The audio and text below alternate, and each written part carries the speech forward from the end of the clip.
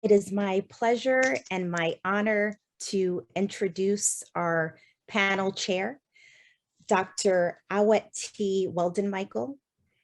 He is professor and Queen's National Scholar at Queen's University at Kingston, Ontario, Canada.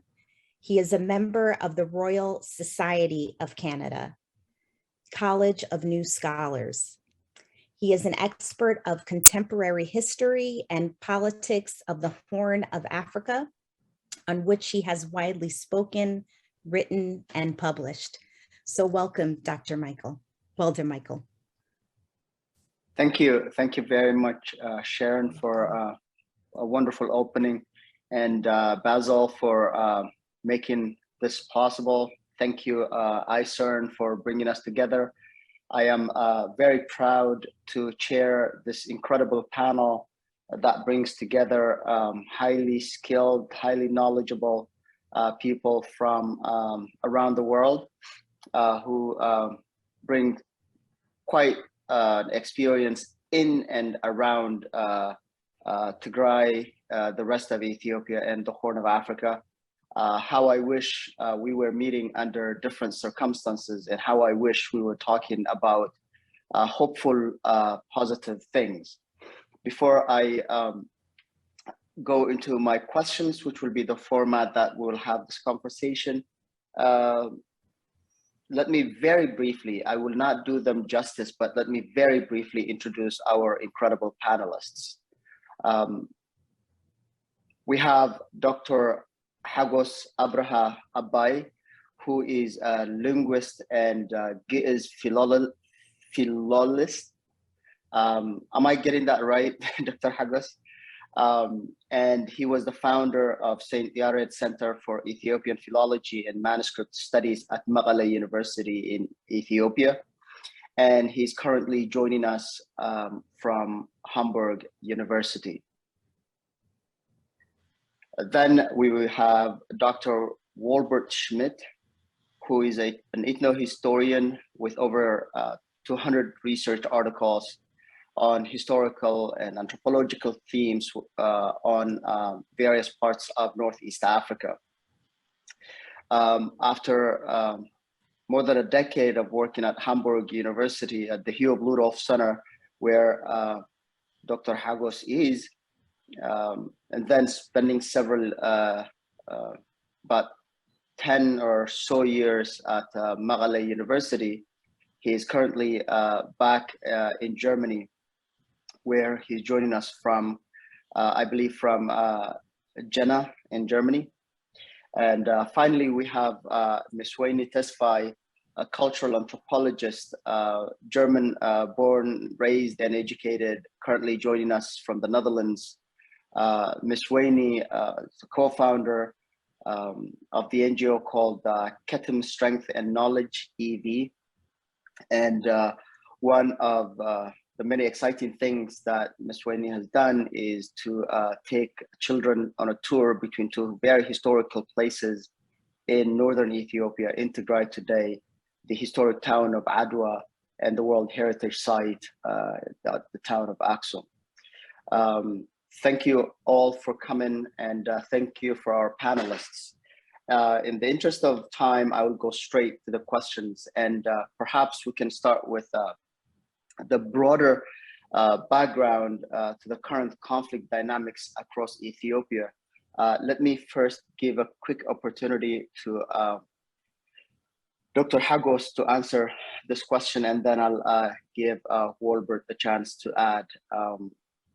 Dr. Hagos, could you please give us a background to what is the conflict dynamics like across Ethiopia before we delve into Tigray? Thank you. Yeah, thank you very much. I'm really grateful to be part of this discussion, and I appreciate the center that it's organizing such kind of discussion. I have also been attentive in one of previous discussions, so I really appreciate what all of you are doing. it's a difficult question. I mean, I'm not sure how many times or how many minutes do I have to answer this question. It's so difficult question. Yeah, I mean, if I repeat some obvious things, I really would like to ask an apology ahead of time. Yeah, it's always good to retrospectively talk about the last 30 or 40 years, like because it's the first time that Ethiopia could have a kind of federalistic, or it's EPRDF, Ethiopian People Revolutionary Democratic Front, EPRDF. That was the name of the party, or the ruling party, which is made up of 4 parties from Amhara region, from Tigray, from Oromia, and from the South nation and nationalities. So Ethiopia, as a country of multi-ethnicity, or as a multi-ethnic state, it's the first time that it was led by federalistic governance system after the 1970s. Different revolutionary parties have participated in struggling to overthrow the last king of Solomonic dynasty, Emperor Haile Selassie. So that's the beginning that Ethiopia could see an attempt or a notion of like inclusive or including this ethnic or multi-linguistic language policy or federalistic approach, and so on and so forth. So one of them was the Derg regime, which was unitaristic but socialist, not federalistic, the previous one. So TPLF, which is from Tigray, originally from Tigray, collaborating with the other parties, overthrown this regime. So in 1991, that Ethiopia could have the first federalistic constitutional system. So this governance system was made up of these 4 parties. Why I'm talking about this? Because the global community today have some misunderstanding of the current government, this Nobel Peace Prize leading government, and the previous 30, 40 years governance system, while they are all the same, while they are from the same government or from the same party called EPRDF. So having all these four parties constituted this EPRDF, there are also regional governments which are like supporting regional governments, as the country was divided into 9 regional states. So I'm not saying that it was like democratic and it was nice and so on, but it's to bring or to visualize the skeleton of this governance structures. So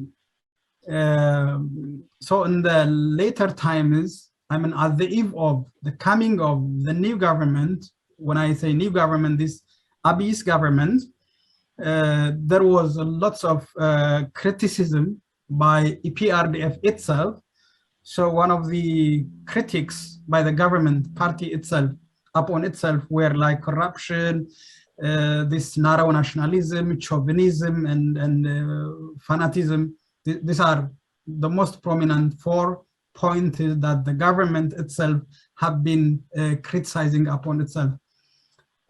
So predominantly there was huge corruption and mainly political conspiracy, even to the extent interlinked with international intelligence things.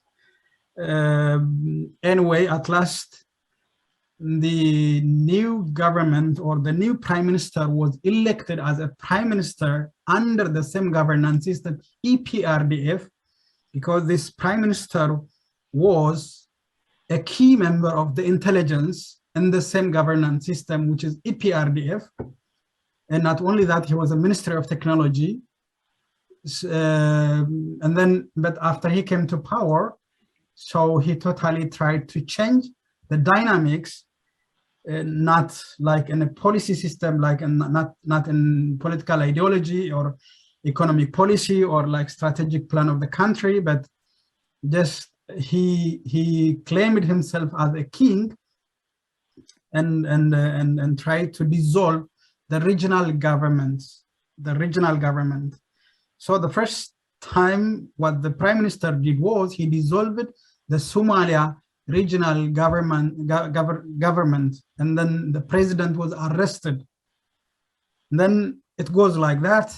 Every government parties in the region, which were elected by the people of their own region, were dissolved without any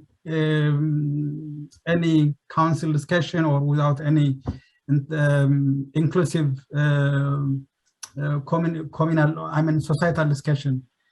So the TPLF, which is one of the regional governments in Tigray, was depending on this issue because it was elected by the people like the others.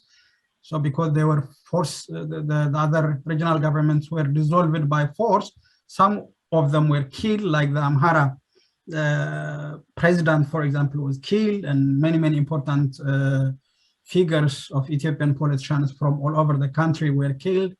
And then this is just, 2-3 years before the war, what we are talking now. So the only defendant, the only very strong defending for this idea of dissolving the regional government was TPLF. Because it was one of the front leading party in the last 30-40 years. This might have helped for the political capability and maybe military endurance, I don't know. So it was one of the resistant to dissolving this, because people like some global politicians are understanding as if this new prime minister is reformist, as if someone who had come from somewhere, as if he had not part of that government itself, but coming out of somewhere and then trying to bring a new reformation or revolution or like social dynamics or transformation, something like that. But the idea, I believe, is totally different, and it's about power mongering and political conspiracy. And after that, the new prime minister began to hate speech against the party in Tigray as well as the people of Tigray. And then Dr. Hagos, please forgive me. You are getting straight to the next question. So let me bring in Dr. Wolbert Smidt to give us another perspective to what you just said, because we have another round of questions exactly addressing the conflict in Tigray. Wolbert, could you also add to what Dr. Hagos was saying, looking at the ethnic and other dynamics, perhaps? I leave it to you. Yeah, please. Thank you so much. And of course, it's difficult to put everything together in a short time, as my colleague Dr. Hagos has said. So every one of us will just choose some aspects, some glimpses. Perhaps a very short explanation of my name. You pronounced it Schmidt, which is German. My name is Smidt, which is Dutch, which is again ethnic diversity. I insist on that because ethnic diversity anywhere has to be seen, not more than seen, but seen. And we are straight at the problem here. We are really straight at the problem. We usually have the big discourses, the majority discourses. We know the big people. We know the big groups, the big languages, and we assume that they are normal, while the small ones, the small groups, are assumed very unconsciously as not normal. So they are very often underestimated in their importance for the entire fabric of society. So a very principal short remark in the beginning, but that's straight to the point. It's very interesting. So I wanted to talk shortly about aspects of the political culture in Ethiopian societies in plural, especially highland societies, how some of these specific elements contribute to the quick rise of conflict in situations of conflict like this one. So some of my observations are going quite to some questions of principle and of political and cultural structures. So people will also say this is too generalized, that's why it may not be valid. That's why I try to make them as clear as possible with examples in the short time available, so that you may feel that this is some aspects one can work with. So one point with which I want to start. Ethiopian political society, if it's cities or if it's the rural sphere, if it's the very local ethnic sphere or the multinational urban sphere of Ethiopia, we usually have a very strong discourse about harmony, about unity, about belongingness, about people belonging to each other. This is a very strong discourse. To give a sort of technical label to it, there are discourses of inclusion and discourses of exclusion. There is a mechanism in it which we can observe in political anthropology in different societies of the world. There are societies where the public cultural discourse is very much focused on the, let's say, the omnipresence of fighting, the omnipresence of disagreement. These may be societies which look stressful because everyone is all the time contradicting the other. But this kind of contradiction is seen as a sort of standard of communication. In such societies, there's usually a sort of, even we may say, underestimation of the great value of harmony and of the great energy which is in creating closeness between people. To some degree, European societies have this tendency, especially modern ones. While this is not totally true, but there is such a tendency. While in Ethiopia, we can very strongly observe, let me call it a very sweet and warm society. Anywhere you go, with some degree of distrust sometimes if you come from outside, but the moment you're inside, I would say it positively, the societies which we can observe as anthropologists, but also as individuals getting integrated with friends into these societies, are full of warmth and an extreme talent of integration. So this creates a contradiction. How is it possible that the Horn of Africa during the last 30, 50 plus years, we can easily say during the last 140 years, is so incredibly marked by armed conflicts, and I have to say armed conflicts which belong to the bloodiest conflicts worldwide during the 20th and I would say even now 21st century. How is this possible? While the local experience is exactly the other way around, there's a common understanding of the need to live together, the need to cooperate.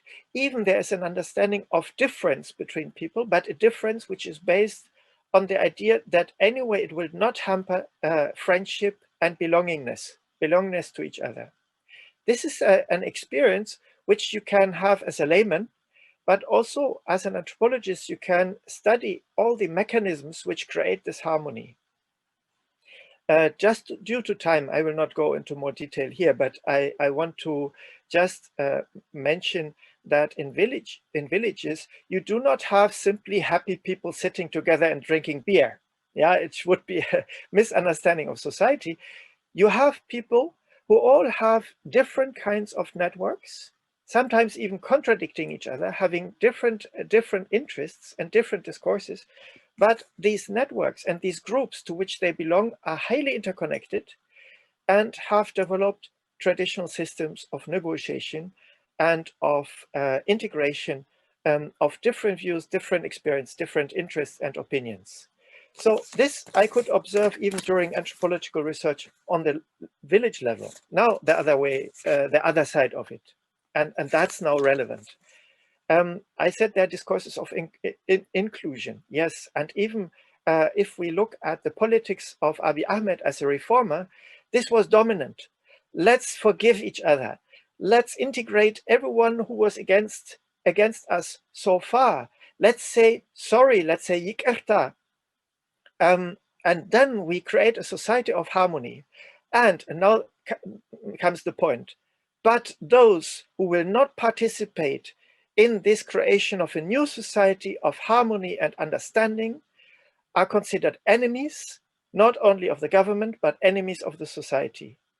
So here, together with an idealistic declaration of a sort of new era of harmony and reform, you have a declaration of war.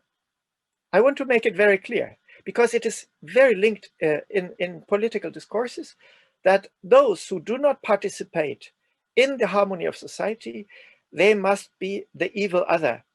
They are considered to be the evil other. And this very, very quickly leads, in times of real conflict, in times of real lack of understanding of each other, and lack of mechanisms of coming to a common conclusion, this quickly leads to an amazing degree of quick escalations. This is now an abstract description from a point of view of political anthropology and even of political theory.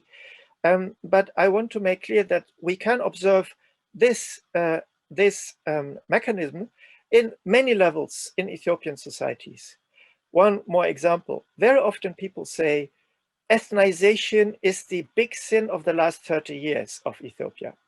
The ethnization of discourses. Yes, we may misunderstand it in this way. We may say, yes, there were ethnocentric politicians in different regions which put the ethnic discourse in the center and used it as a power mechanism to even increase their own power. No, this is not ethnization. This is local centralizations and amassing of power with power abusing individuals. This is not ethnization. It's a misunderstanding. The truth lies more or less the other way around. Only if we start recognizing and establishing mechanisms of balancing, of moderation and negotiation between the very different groups of interest groups and cultural groups and language groups in Ethiopia and neighboring regions, only then, with the recognition of different ethnic groups and cultural groups and regional groups, it's not all ethnic, only then one can build up a truly federal system. And now again, we have to say, was it a federal system during the last 30 years? No, it was a partial federal project which gave some sort of power to local actors, to regions. There was a positive development in the sense of subsidiarity. There was the foundation, the creation of regional states, which to some degree really did their job, created even rule of law to some degree in some of the areas, absolutely not all over Ethiopia, but to some degree there was an integration of the population in the political process. We can say that. There were these positive tendencies. In the same time, in the center, there was a hidden or not so hidden centralization going on. Centralization of money power, centralization of economic power, centralization of security control. This is the big original sin of the last 30 years of the federal project, which was linked with, in the same time, a strengthening of centralistic discourses. So now, to make my point very clear, ethnization is not the problem. The lack of recognition of ethnic differences is the problem. This thirst for total unity leads to more disruption of communication and less recognition for existing differences. This is not only linguistic or folkloristic differences. It is very, very fundamental differences of livelihood, which lead to different interests and need different kinds of representation. Here we have the original sin of the last 30 years, and we have the original sin of the last 3 years under Abiy Ahmed, who totally disregarded the absolute disparity of political interests and political discourses within Ethiopia. And by ignoring them, it led directly to the situation where a clash had to follow. It was not necessarily a war in Tigray. It could have been mainly a war in Oromia, which also happens. It could have been other wars. So the Tigray war is a symptom of a very fundamentally misled political concept. And now let me come to the last point. I know about the time, of course. The last point, an example which illustrates it more, lack of competence. Due to this thirst of unity and the thirst of unifying under everything under one power system, even linked with idealistic ideas, there's a lack of studies of what's really going on the ground. If there are clashes between groups, armed groups, which may have different interests, but even may have legitimate interests of defense, instead of studying their situation, these clashes are used for creating a sentiment of danger, a sentiment, let me call it, of paranoia, and then pointing the finger at some political competitors who may be dangerous for my own power. And this finger pointing leads to this, again, mechanism which I described in the beginning, to the idea that there is someone evil out there who has to be destroyed in order that finally we have the harmony. This is the trap in which we are finding Ethiopia. Thank you, Dr. Wolbert Smidt, and thank you for the correction. I stand corrected. I'm glad we've been on first name basis, because I got it wrong all this 10+ years we've known each other. So thank you for your elaborate breakdown. And let me recognize that the conflict in Tigray that we are about to turn to is not the only conflict in Ethiopia, but it is the biggest, most consequential and most tragic conflict right now going on. And so let me turn our attention to that conflict. And Ms. Weyni Tesfai, could you please lead the answer to this question? What is happening in northern Ethiopia, especially Tigray? At the time, the country seemed to be making drastic break from its long history of conflicts and repression. War broke out in Tigray in early November 2000. What can you tell us about how we got to that point? Thank you. Well, I think most of this, how we have reached this conflict, has been said already. What I would like to add is that there is a big fundamental historical ignorance on the events that happened in Ethiopia, and particularly in Tigray, prior to 1991, when TPLF took over national politics.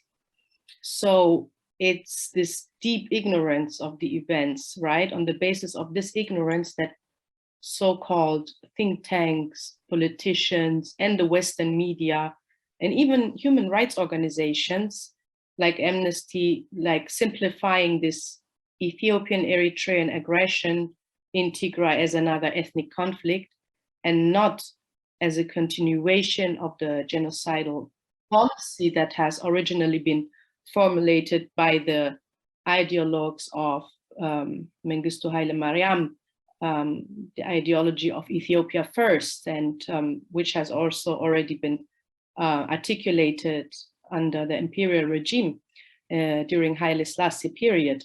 So I think this is one of the biggest challenges that Tigray faces today, that people don't really have historical knowledge and background about the origin of the violence that is being perpetrated against Tigray and also against other regions. And so this is like the result is this both-sidism that we see from the media and the so-called think tanks that create this false equation between the genocidal violence of the Eritrean and Ethiopian aggressors against the civilian population and the Tigrayan armed resistance. And this is a result of this fundamental historical ignorance.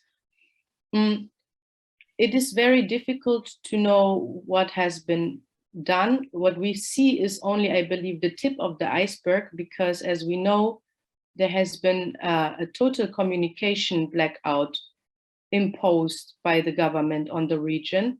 So most of what we hear in the diaspora, me at that time, I was living in Ethiopia, I was living and working in Addis Ababa. And so like most of us, what we heard was through the media. We saw 60,000 refugees, Tigrayans fleeing to Sudan in the first weeks of the conflict. So these were the first testimonies and accounts that we have. And well, what really baffles me is that this obsession with TPLF to understand the conflict, whereby the conflict has stopped being about TPLF a long time ago.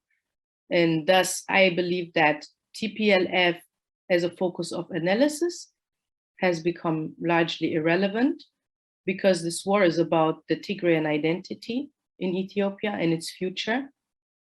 And it's very sad that this conflict, which has become the worst humanitarian crisis right now worldwide, receives such little attention. And it seems it's getting worse now that the focus is all on the war between Russia and the Ukraine. Well, yes, I think that is one thing that I would like to add. I don't know if I answer it correct.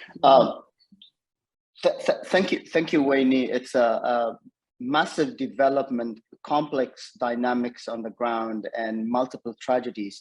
It's hard to capture in a shot of 10 minutes. So we'll do what we can to look at various of its aspects. But perhaps let me go to Hagos. Hagos, could you give us a status update on what is going on right now, and especially looking at the humanitarian situation that Weyni very briefly mentioned? Okay, thank you. Yeah, Weyni has already explained it, I think. Yeah, in Tigray, almost all atrocities have been committed, like the sexual violence, ethnic cleansing, land grabbing, heritage destruction, value vandalizations, and genocide and rape and genocide. Even, I mean, in recent days, like yesterday, I've been watching Amhara Special Forces burning Tigrayan prisoners lively, and then discussing about the, I don't know, it was like cannibalistic speech. So the sky is the limit. It's beyond hyperbole to me. I cannot exaggerate it even. So it's very difficult to know the number, how many hundreds, like according to local sources, hundreds of thousands of civilians were killed. And in many reports, we see that tens of thousands civilians were killed. So it needs like an appropriate time to investigate independently to know how many civilians were brutally killed. And like more than 120,000 female or women were sexually abused in one or another way. And like we have many infrastructures, like textile infrastructures, agricultural infrastructures, mainly agricultural, like crop productions were totally destroyed, health centers and so on. So it's all-rounded. It's all-rounded, full-fledged blackout and ethnic cleansing and genocide. And I was like trying to assess some of the heritage and religious intimidations and destructions, like hundreds of churches and monasteries were shelled or destroyed, like many manuscripts and other heritage, religious materials or religious heritage were looted or destroyed, intentionally devastated. So, for example, we have documented more than 50 up to 60 churches and monasteries with some footage and photos which were totally destroyed by both the Eritrean and the Ethiopian soldiers. And like one of our important value, like intangible social values, we had this conflict resolution mechanisms at home, homegrown or indigenous conflict resolution mechanisms in Tigray, all over Ethiopia, but especially in Tigray, we have a lot. Like we have this culture of Hag, Ndaba, Arki, Nderta, like Mela Tagle, and Sra'at. These are from in the ground. There were like this social fabric of mediation and conflict resolution mechanisms, but like when elders or some of the church or religious leaders have observed in some parts of Ethiopia, I mean mainly before the war, like in Gondar and some other areas, elders were massacred and even killed in the church, like deacons were killed in the church, which is extremely odd to the Ethiopian tradition in general. So there was a frustration of, in Tigray, I have observed that frustration of trusting even conflict resolution mechanisms. Like there were even some trials from both sides. The Tigray government was trying to call like lots of mediation and then dialogue, but also there was an attempt from the federal government. Some elders, quote unquote, were sent to Tigray, but like there was it was like a question of authenticity, how that kind of mediation was authentic and so on, because elders, like innocent elders, even before the war, I'm talking before the war, before November, were killed in Gondar. The main road from Addis to Meghaleh was totally blocked for 2 years before the war. And yeah, many Tigrayans were, more than 500,000 Tigrayans were expelled from many places of Ethiopia. So that's laid for frustration of conflict resolution mechanisms. And then like church leaders, nuns were raped, for example, during the war, like monasteries, which were like used as an asylum or like untouchable things, were vandalized. So when such values, such untouchable icons were intentionally targeted and were intentionally devastated, so the society in general and the elders and then could not have any notion of thinking about resolving conflicts easily. You cannot trust, I mean, it's very difficult to trust government bodies or police. There are no lawmakers anyway, so you don't have any guarantee anywhere at all. So that's one of the most devastating values that we have lost during this war, lots of social fabrics. So there is a questioning, like which may extend to social shock or cultural collapse and so on.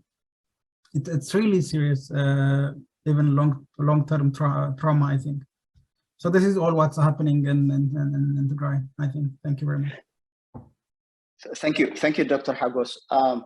Dr. Wolbert Smidt is going to leave us at the 1 hour mark or just over that. And so I want to come to you, Wolbert, before I circle back to Weyni and Hagos, because there is a rich cultural aspect that both of you mentioned, and I want you to talk to us more in terms of the cultural heritage aspect. But Wolbert,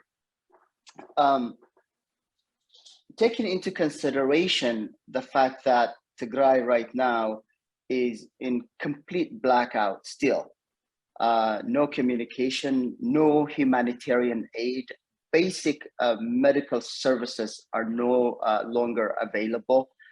Doctors have run out of supplies.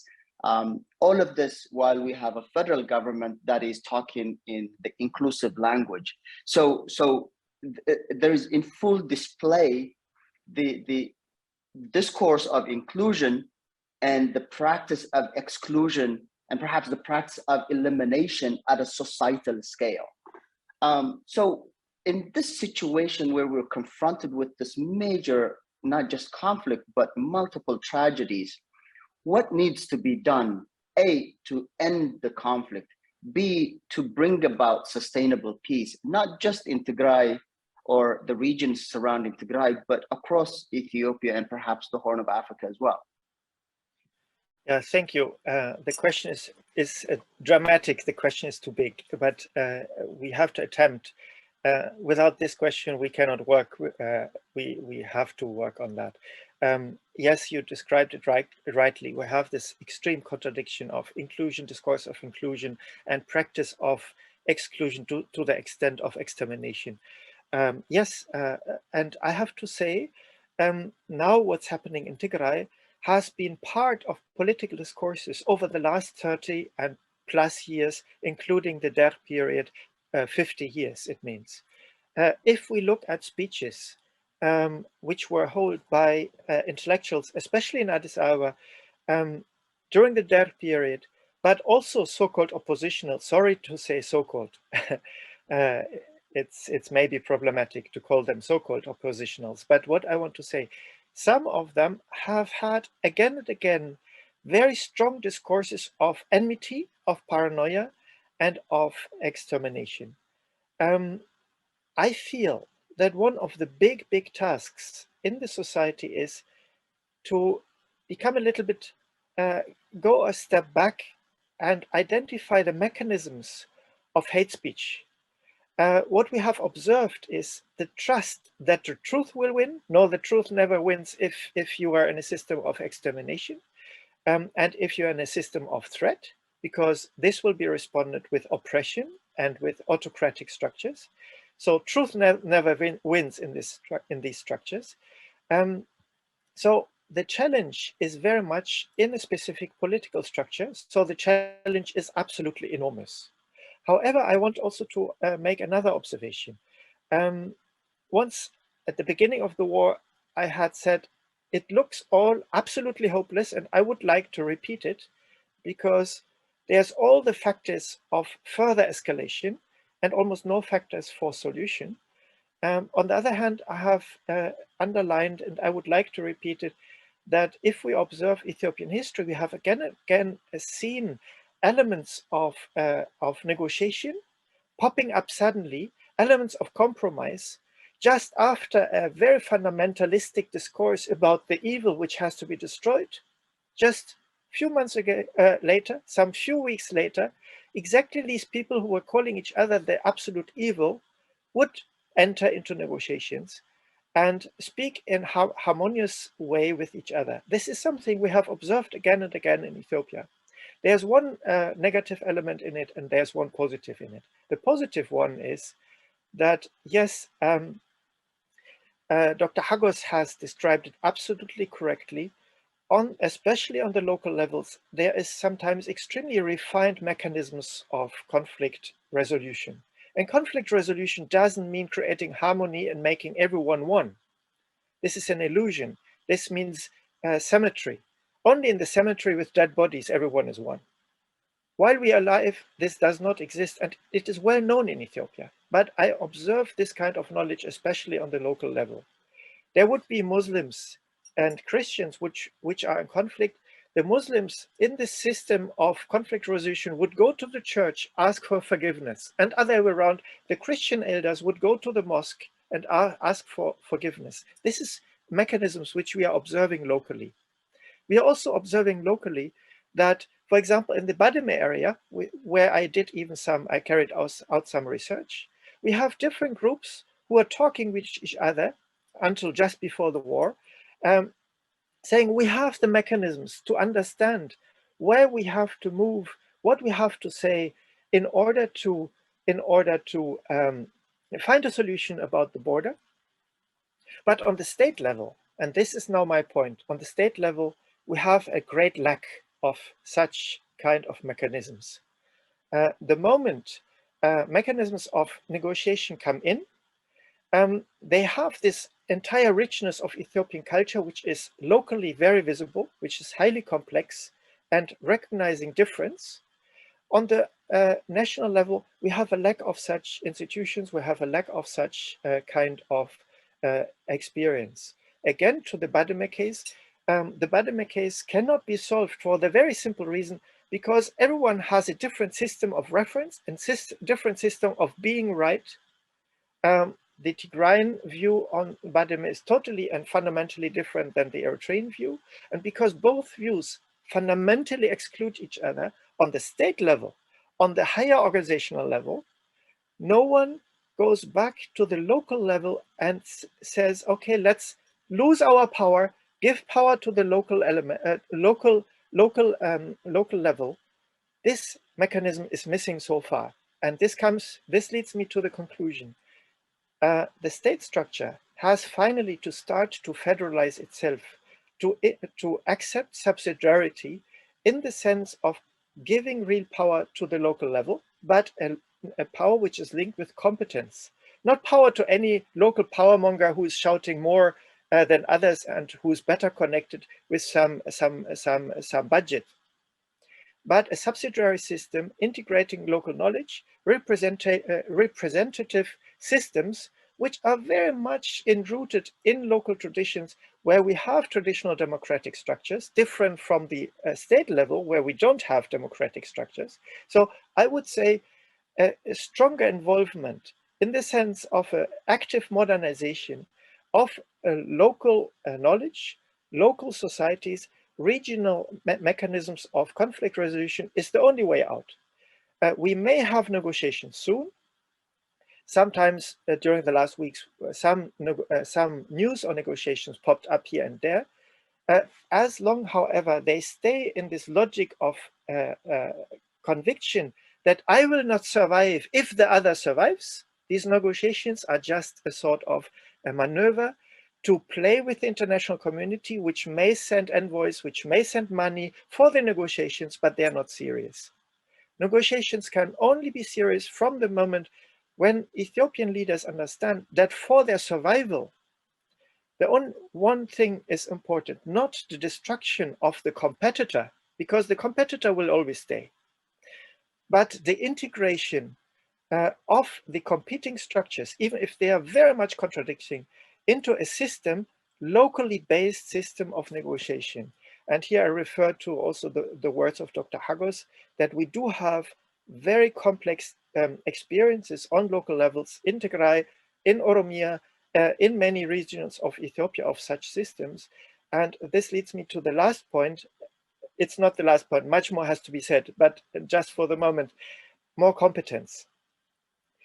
People are put in offices because they are loyal to the party or loyal to specific leaders or loyal to specific office heads, but not very much based on their dedication to study their own country.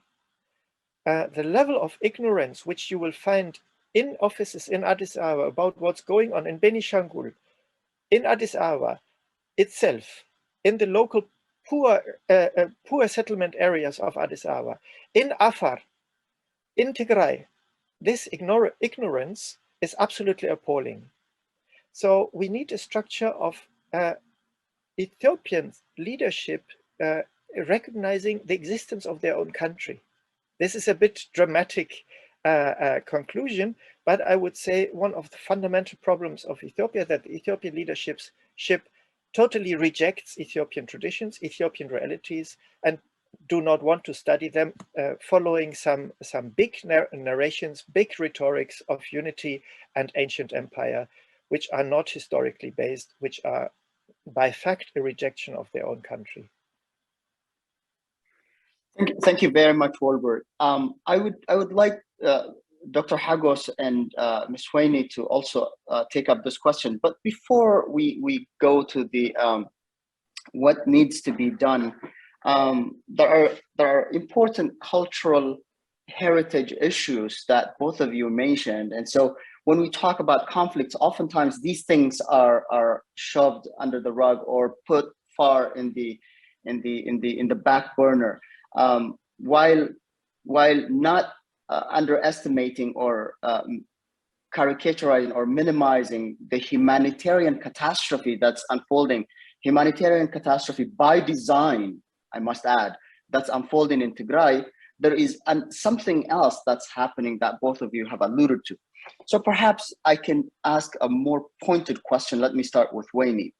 Weyni, one of the exciting things that you did during the relatively peaceful times was to take school children between Adwa and Aksum. Could you, in the interest of our audience who may not know what is the significance of these two towns, could you please, and especially in light of the ironic references about Adwa, when Adwa itself, in the Ethiopian discourse, when Adwa itself was starving by design, could you tell us what the historical significance of Adwa and Aksum are for humanity?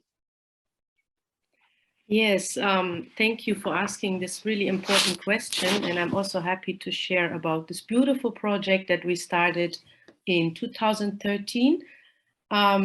It started with the idea that my family is from that region, Adwa region, and my grandmother lives in Adwa town.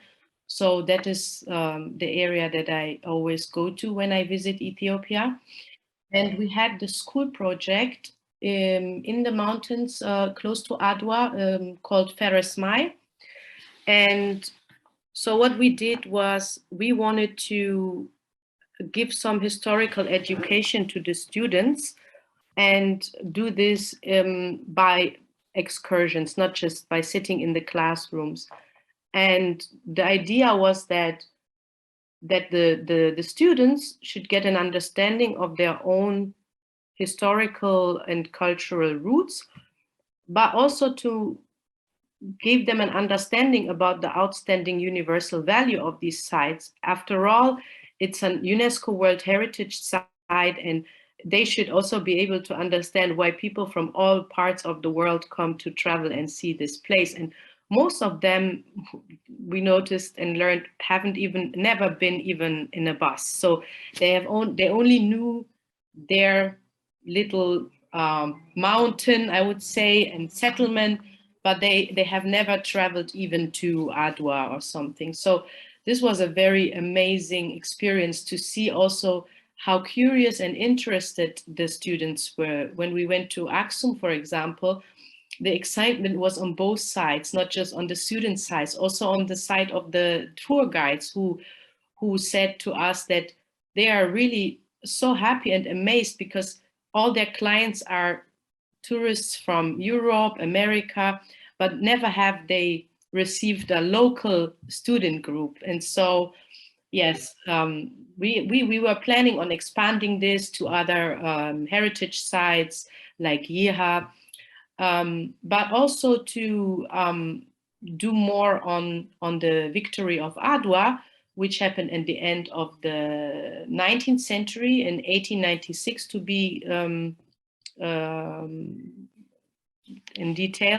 So this event, the Battle of Adwa, where the Ethiopian, or I would say an African army under the leadership of Emperor Menelik II has successfully crushed the invading Italian forces, and with that also really like shook the then prevailing racist ideology of white supremacy and Black inferiority to its very core, has had a very deep impact on, and is one of the main pillars. This narrative is one of the main pillars for the establishment of a national pan-Ethiopian identity.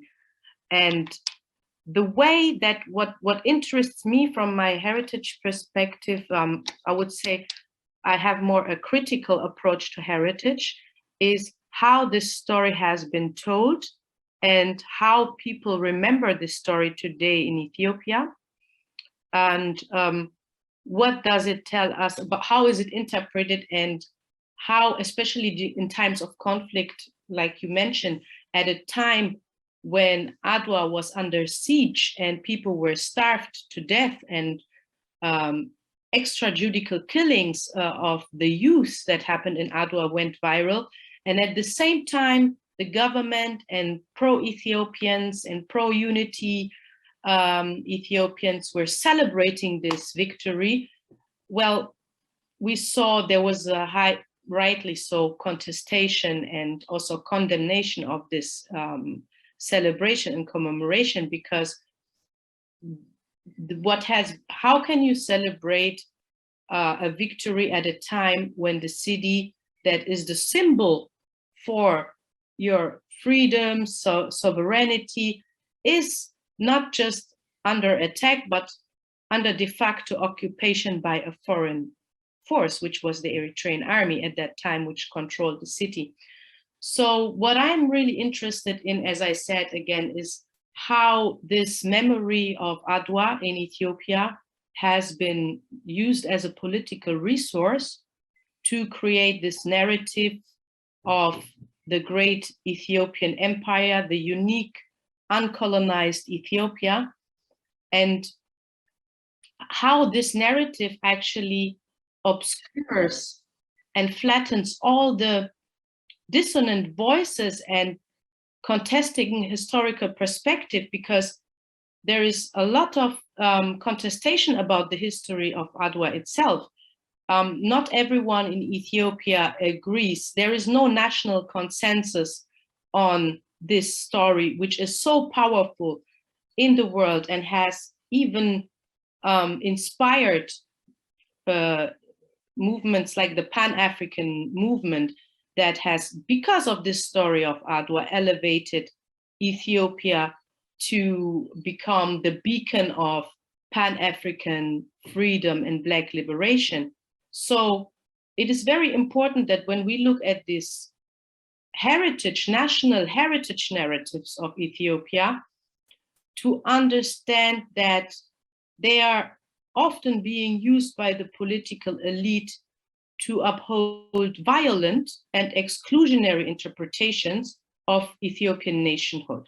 And there is again this binary, this dangerous binary that I see that also Wolbert has mentioned, that there seems to be these two historical perspectives that oppose each other.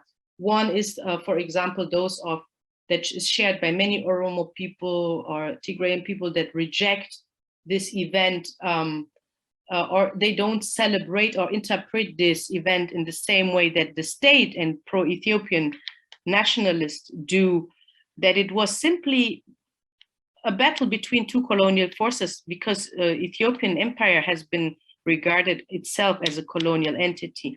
And so there's not much to celebrate, whereby the other Ethiopian pan-Ethiopian national discourse proclaims that this was the manifestation of Ethiopian nationhood, and if you don't celebrate this victory, if you're not pro-unity, then you're against Ethiopia, then you want to destroy Ethiopia. So the danger that I see that these different historical perspectives seem to have values that oppose each other, and that really threatens the cohesion of the society. And the political elite is, especially under the imperial regime, and also now what we see under Abiy Ahmed, they are like purposely remembering and commemorating, even overdoing it, this event to invoke patriotism, unity, and solidarity with the state. And I believe that it is very dangerous discourse, because it seems that this discourse of unity and oneness works as a very perfect alibi for the state to commit genocide and war and ethnic cleansing. So yes, in the context of the war, it was very interesting to see how Adwa was remembered and how it was also used as a political tool to reframe the war. And mind you, it has been labeled as a law enforcement operation at the beginning, and how this narrative, this single story of Adwa, has been used as a political tool to reframe the war as a pan-African war against the West. And so, just to land my thought, what would be very helpful is to develop a more critical understanding of Ethiopian heritage and history, as it is at the core, I believe, of the socio-political conflicts, because nothing like heritage, national heritage and history in Ethiopia mirrors the socio-political inequalities like we see, for example, in the Battle of Adwa. Thank you very much, Weyni. Hagos, I'll come to you, but Wolbert is about to leave in 5 minutes. Would you like to address this question of why northern Ethiopia and parts of present-day Eritrea, and focusing especially on Tigray, because that's the conflict zone that has brought us. Why is it significant to the world from a global humanities heritage? Thank you so much. There's more than one question in your question. Let me first say one thing. Adwa as a discourse is part of the conflict and not part of the solution. While, I mean, the Adwa battle, the Adwa victory of 1896, why? While it is a very important historical event of resistance against imperial expansion, very bloody expansion and submission of other people and other states, while this is the very core of this narrative, it is used to incite emotions, incite political emotions. And this is what was now very important in what Weyni has said, that the reference to the Adwa battle, which should be historically productive, is by now used as a tool for enhancing conflict. So heritage in Ethiopia has a tremendously positive potential, also in the sense of a national pride, not in the sense of a destructive pride, but in the sense of we are proving that history is not made by Europe. We are proving that history is made also by us, also by the different populations of the world who don't have this European face.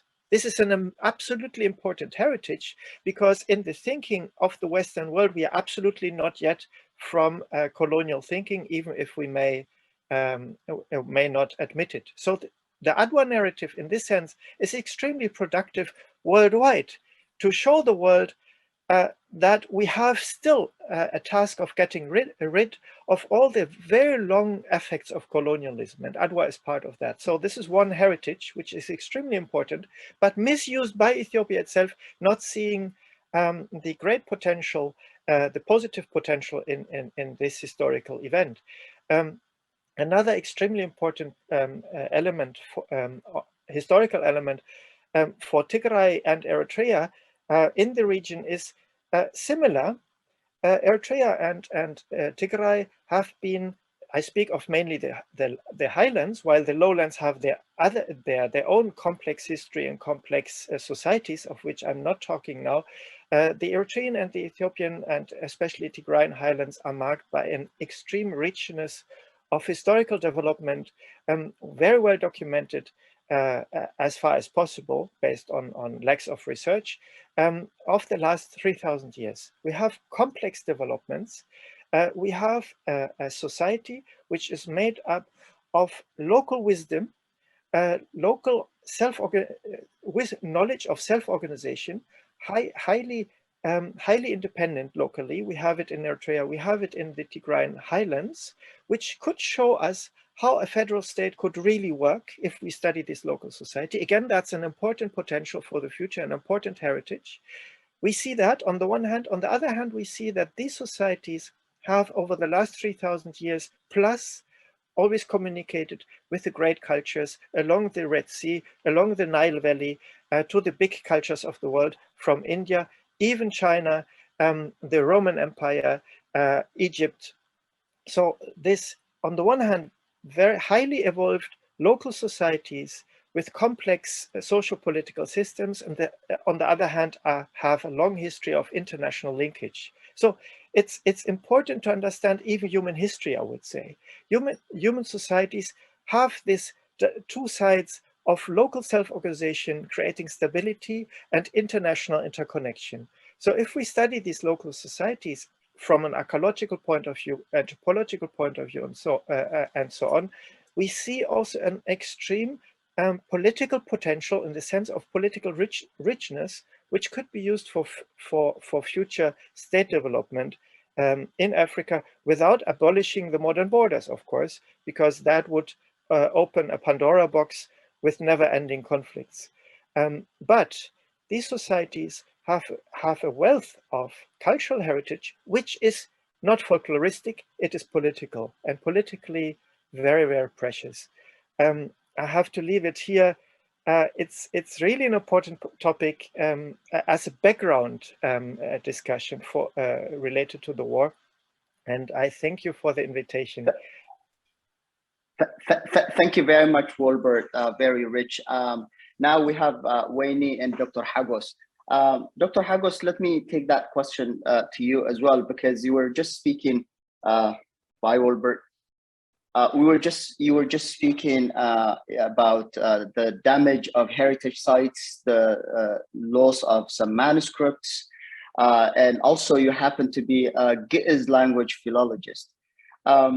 Can you relate these things and the fact that Aksum as a town is a World Heritage Site, which Weyni mentioned but did not delve into, in terms to show us what is the significance of this part of the world to humanity, and we will quickly turn to the conclusion of the conflict on what needs to be done and what could be done. Dr. Hagos, please. Okay, thank you. When we think of Ethiopia and its history, or Ethiopia and Eritrea and its history, Tigray is always there as a core state. Based on recent archaeological findings, Ethiopian and Eritrean history dates back to, before 4,000 years, like it extends 3,000 years. And all the historical centers before 1217, which is 13th century, almost all the states centers were in Tigray and in Eritrea and some part of Hagos. And because of this, we could have very significant historical places and significant tangible and intangible heritages. So, like the introduction of Christianity and Islamic religion into the sub-Saharan Africa was first in Tigray. And then in this case, Aksum is very important.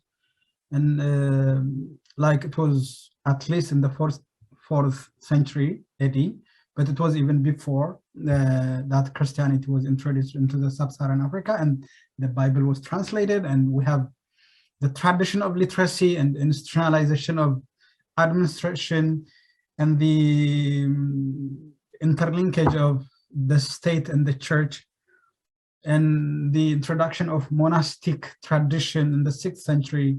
We do have the oldest monastic tradition or monastery in Tigray, which is Debre Damo in the sub-Saharan Africa. And then thinking of Adwa, which is very important historical figure, but it was also a place to hold or to be the treasury of the oldest Christian manuscript in the world today. We have live oldest carbon dated manuscript. The oldest Christian heritage we have today is in Adwa.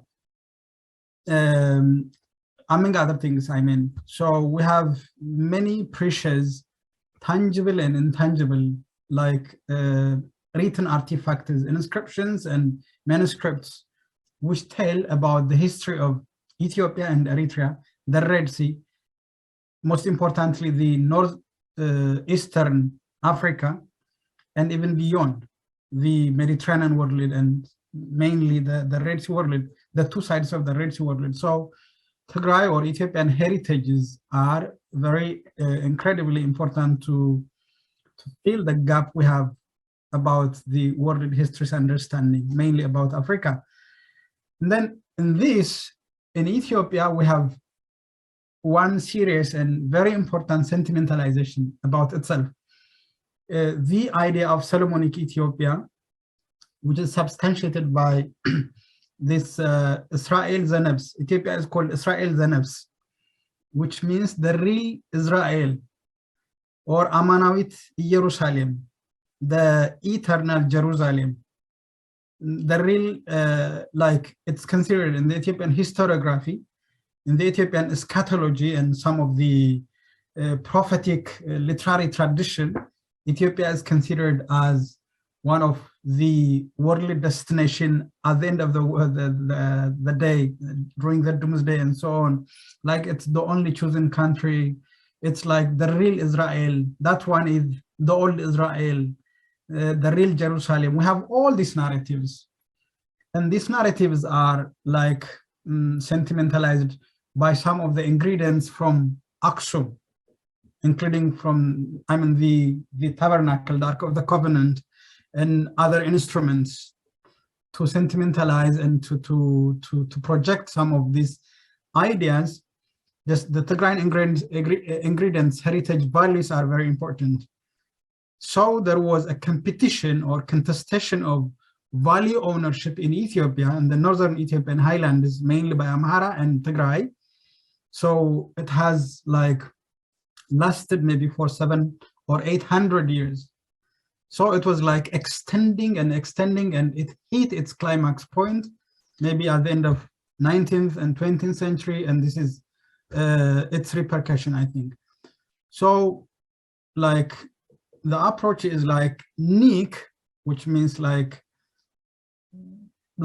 looting some of the historical values, like the Battle of Adwa, instead of like considering as if it was the pride of all Ethiopian people as a society, just exclusively considering it or giving the sense of ownership for a single king, or maybe like hunting its genetic lineage. This brought us some of nationalistic or like ethnic motives. And then not only this Adwa, but also many other victories, heritages, church values, and so on. So the Aksum Zion, or this Aksum city and the church and its values have been, for example, taken to the central Ethiopian highlands. When we go to Addis Ababa, in Entoto Museum, for example, we have many artifacts taken from Aksum into Addis Ababa. May not be consciously like today's political motive, but it was taken before, just to have more sense of ownership of Aksumite or Aksum, like Aksum brand Ethiopia. So that's why today Ethiopian political elites do not hate Tigray, but Tigrayans. Just they need the Tigrayan values to substantiate the bigotry and the chauvinism and the sentimentalization that they know Ethiopia as the narrative apparatus, not only in the ground, not in the ground, but just in the narrative of the political apparatus. Like Ethiopia is something unique. I would be proud of if Ethiopia was one of the best country in the world and unique, and then got chosen country. I'm Ethiopian, no problem. But it's really xenophobic approach. Like as a Tigrayan or as Ethiopian, I can be proud of my identity, but not at the expense of others' identity around the world, around Africa, whatever. So this is one of the serious issues. So within the competition, some of the visible and tangible heritages are there, like unchallenged as a witness, as a Tigray was core state and very important in the Ethiopian historiography. Where do you find the word Ethiopia, by the way, in Ethiopia? We can only find in an inscription in Aksum, nowhere else in Ethiopia, just the name Ethiopia. So most of the important things that Ethiopians are proud of are engravedly written in Tigray. So if they cannot be manipulated by media, the only chance that you have is just to destroy them. Either you have to nick them or devastate them, because they challenge the narrative that they are going to sentimentalize. So that's what's happening in Tigray. So the first day the war began, just Aksum was intimidated, Aksum massacre, which is a big symbol for Tigrayans or for Ethiopians, for Africans, for the sub-Saharan, or for all people who believe the Old Testament tabernacle or the Ark of the Covenant.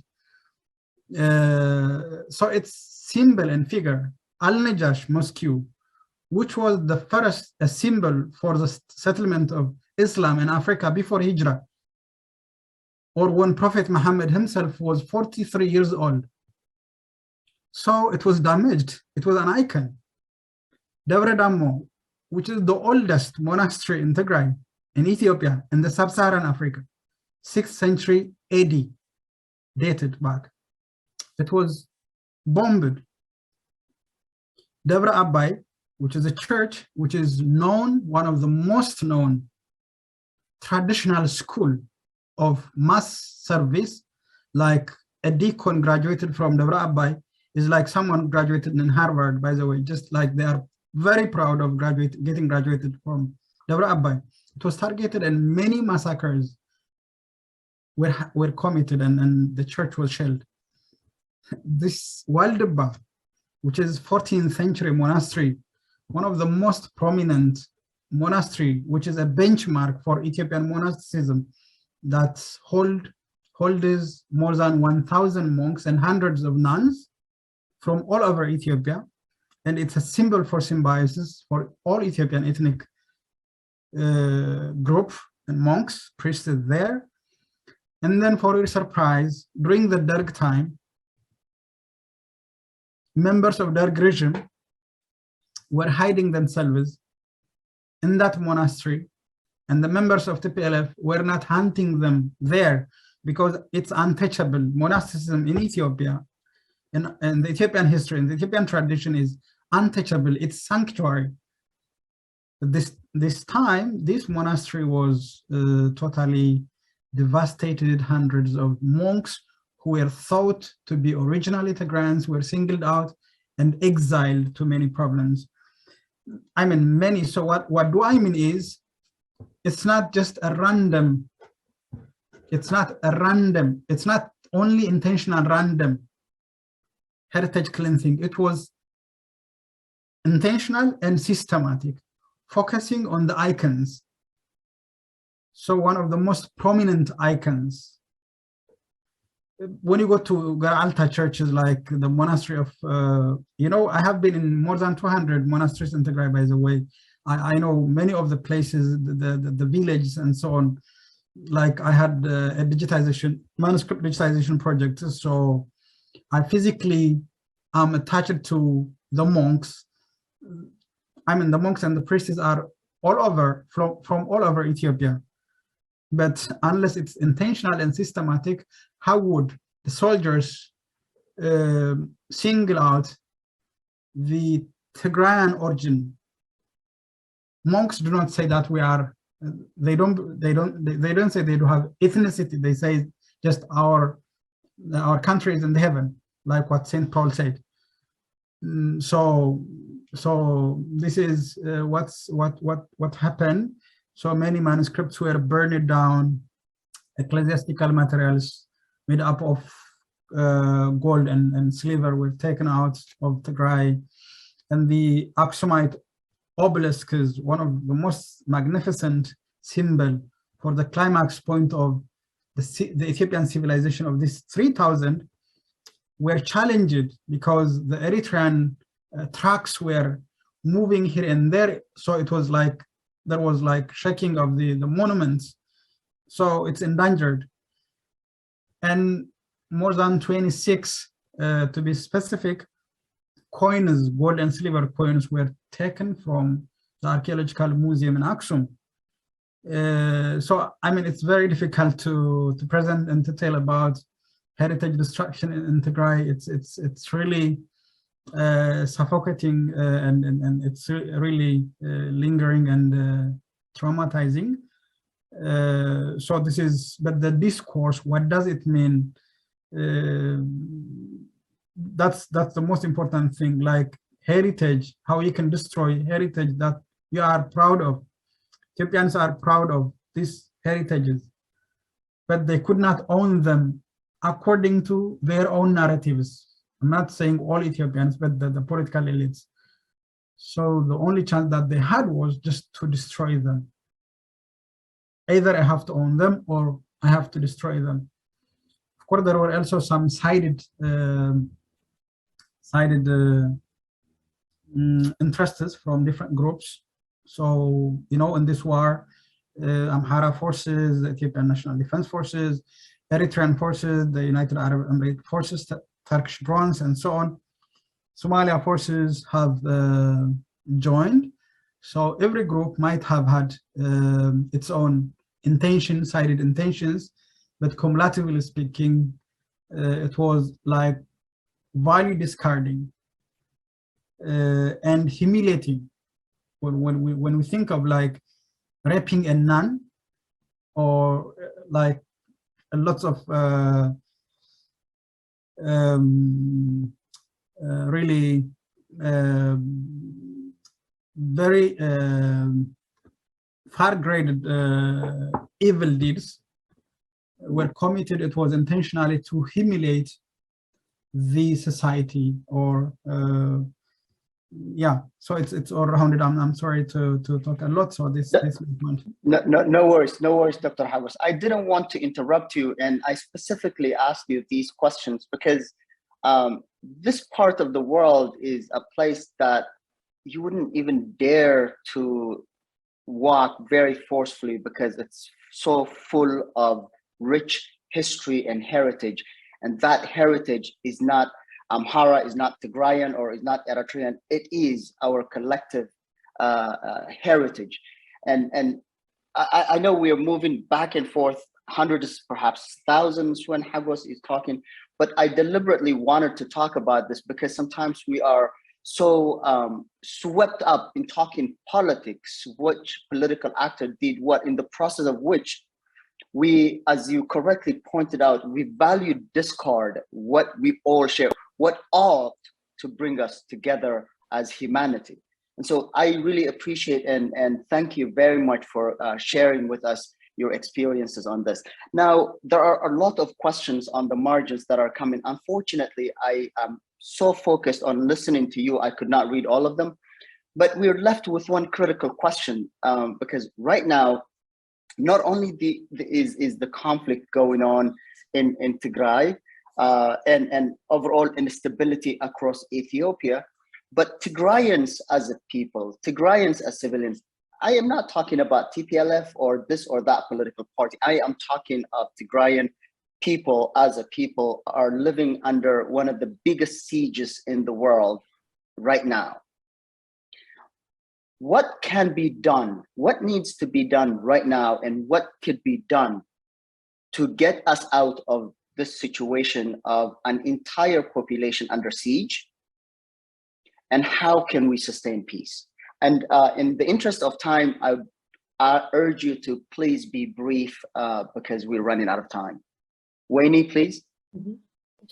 Yeah, thank you. First of all, I need to say that there is not only one way to achieve peace. We have to approach the peace building process through different means.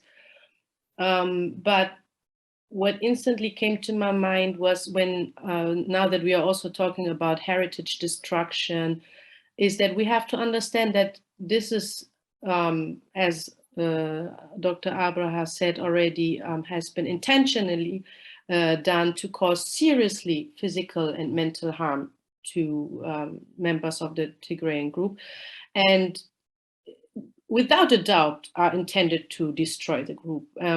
So what I wish, for example, for heritage institutions like UNESCO to step up in this with the same energy they're stepping up now when it comes to Ukraine, that there is a proactive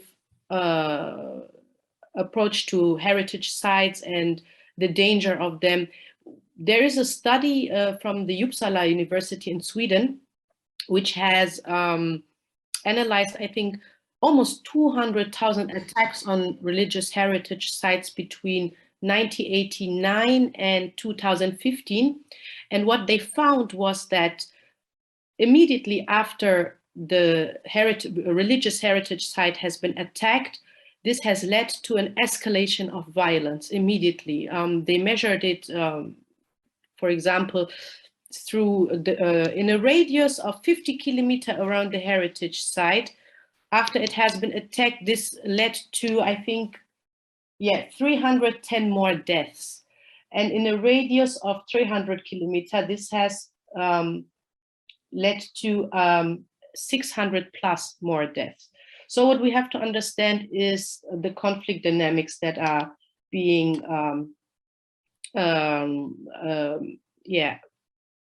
that this heritage, the destruction of heritage causes. So we should also now not lose focus on the importance of heritage and protection, and also justice and restoration. That is one way. The other way, what we can do is, I think at this point, it is crucial to call it what it is. What is happening in Tigray is a genocide. And I think this is the biggest challenge right now for Tigray, to make people understand that this is not a war or a genocide that happened on November 4th, but that has a long and clear history, as we have tried already to describe through heritage, which manifests through the struggle of control and ownership, and then eventual destruction. And also, yes, to remember what we have promised ourselves many, many times, that we said never again. So never again is happening right now.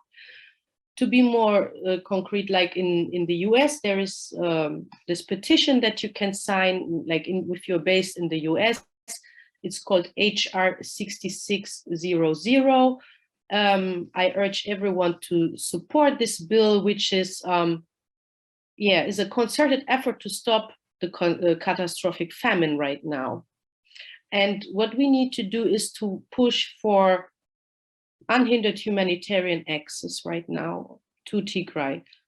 We know, of course, there are many different conflicts in Ethiopia, and they all have more or less the same root cause, right? At the heart is the questions of the nations and nationalities. That's the question, yes. But only one conflict is a genocide, and that is the one happening in Tigray. So we are at a point right now where not even basic medicine is allowed to get in. People are dying of preventable diseases, and that is an insult to humanity. So we have to stop also that when we want to speak, what I notice is when I want to speak about the Tigray genocide, people will try to dismiss it and downplay it by saying, well, it's a complex issue. I don't know what is complex about starving 5 million people intentionally to death. What is complex about 120,000 women systematically being raped? So these are the questions that we have to ask ourselves. What are the narratives, the discourses that are obscuring this humanitarian catastrophe, right? And especially as Black people worldwide, I think a very important step is, like I was trying to say before, to critically reflect on this national historicized discourse of Ethiopia as the beacon of Pan-African freedom, and see it for what it is, that there is, different historical narratives, and we should include them all. This is also a way towards peace, is making this narrative of Ethiopia more plural, including more voices, also dissonant voices, including also being able to talk about dark chapters of the past, right? This makes a nation, people see this as weakness to be able to speak about dark chapters of the past. Me, I grew up in Germany. I mean, the Holocaust, the recognition of the Holocaust is part of, is a basic fundament of having a German identity, right? Acknowledging this as the most darkest chapter of German history. But I don't, it's also very easy to say when people say, yeah, there is a book, for example, that urges Americans to learn from the Germans, how we deal with our dark past. But let's not forget that Germany was totally militarily defeated, so they didn't have much choice, right, than to deal with the past. So in this sense, I see Ethiopia is still far away from that. But as heritage is not, it is not like in 1990, in the 90s, that heritage discourses come from the top down, right? We now have different means, especially social media and internet, where civil society can feed into wider and more pluralistic understanding of the past. And as heritage lives through those who is a process of meaning making, right? It's also important to engage civil society to also understand the Ethiopian history more critically, because what we know about, what most people know about Ethiopian history is just a very narrow understanding of the past, right? Is the history of the upper class, of the elite. And we have to be very mindful and try to understand how this history is being used to, yeah, as an alibi to commit genocide in the name of Pan-Africanism, in the name of unity. So yeah, this is, these are just a few ideas I have in my mind. Thank you very much, Weyni. Basil, do we have 5 more minutes to give Dr. Hagos an opportunity to give us his last remark on how and what needs to be done to get us out of the tragedy we are currently in and make peace sustainable? Do we have 5 minutes? Basil? Absolutely, we do, yeah. Okay. Dr. Hagos, Okay. take it from there and wrap it up for us, please. Yeah, thank you. Yeah, for a solution, I believe the global community should have clear understanding what's going on. I mean, there is undermining situations, or like there is less understanding to what extent the atrocity is happening at this critical moment. Yeah, like conflict resolution mechanism is important, national dialogue and others, and then protecting cultural heritages are important. But before that, the people has to exist. Now we are in a question of existence, not about life, but existence. So the people of Tigray, some studies show that the people of Tigray will not exist more within the coming few months if the situation goes like this. So what matters first is existence. If the people of Tigray exist, and then they will be able to talk or discuss for conflict resolution or for other problems. So like we have to advocate, as Weyni also mentioned, so as much as possible. The only thing that we can do is just advocating and then telling the extents, so that the global community or responsible international governments would also give a serious attention like what they are giving to Ukraine, which is good. Yeah, I mean, how much the East African heritages are very important to the global society, and they are global heritages. The Tigrayans or the other Ethiopians who are under the same problem, to what extent, I mean, you know, humanity is failing. So international responsible bodies like human rights bodies like UNESCO, responsible for heritage, like some international responsible bodies like ECOM or Blue Shield companies and so on, are have failed protecting Tigrayan or other Ethiopian heritages. So still the only option the only chance we have here is just to advocate and to tell the truth. Our concern of humanity in Ethiopia or in East Africa in general and their heritage, so that people would work for just for existence. Yeah, that's everything what I can say. Thank you very much. Thank you, Dr. Hagos, and thank you very much, Weyni. And in his absence, thanks to Dr. Wolbert Smidt. I am very grateful to ICERM for giving me this opportunity to chair the panel. And I really wish we were talking about a happier topic. And I do sincerely hope that a day will come when we'll have a similar topic and we'll be debating happier things. To just wrap up, let me just, and I apologize to the audience who were asking very important questions.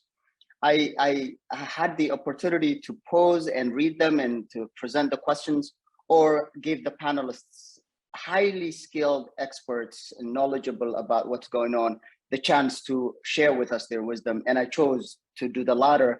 And so I am sorry to the audience for not presenting their questions. In conclusion, let me just say, I do not care personally whether you not like, support or not support the TPLF, APRDF, Prosperity Party, or any other political entity in Ethiopia or in Eritrea. Right now, a people as a people is under siege, starved by design, deprived of the most basic medical and other services that is required to sustain humanity, cut out from the rest of the world, and bestialized by design. And I'm not talking about some margin, small segment. I'm talking about an entire people. You do not need to be a Tigrayan to see this. All you need is to be a human being. And I urge you all to walk away from this with the idea that we're not talking about TPLF, we're not talking about EPRDF or Prosperity Party or PFDJ in Eritrea for that matter. My concern, and the reason I agreed to chair this panel when I was asked, was because there is an entire people in question, the Tigrayan civilians inside the country. Thank you again, Basil, for asking me to chair this panel. And thank you to our audience, and a round of applause to our impressive panelists, Hagos, Weyni, and Wolbert.